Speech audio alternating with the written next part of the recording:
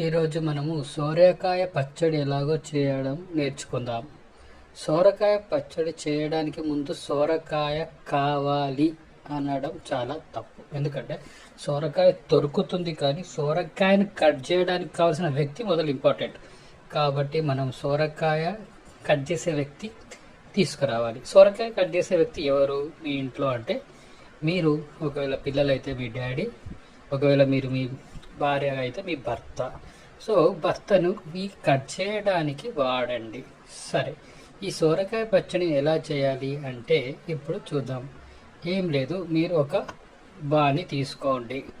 ఆ బాణిలో అంటే ఏంటి, ఒక మూకుడు అనమాట. ఒక మూకుడులో నూనె వేసి జీలకర్ర, పోలి విత్తులు, అలాగే సోరకాయ ముక్కలు, మిరపకాయలు, ఉల్లిగడ్డలు, అలా కారము, పసుపు వేసి బాగా మగ్గనివ్వండి. తర్వాత కొత్తిమీర, కరివేపాకు కూడా వేయండి. వేసి మగ్గిన తర్వాత అది మీ వారికి గ్రైండర్ చేయమని ఇవ్వండి. మీరు ఎటువంటి పరిస్థితుల్లో కూడా గ్రైండింగ్ మీరు చేయకూడదు, మీ హస్బెండ్కే ఇవ్వాలి. ఎందుకంటే గ్రైండ్ చేస్తున్నప్పుడు తన శక్తినంతా ఉపయోగించి గ్రైండ్ చేస్తాడు, కాబట్టి అది చాలా మంచిగా స్మూత్గా వస్తుంది.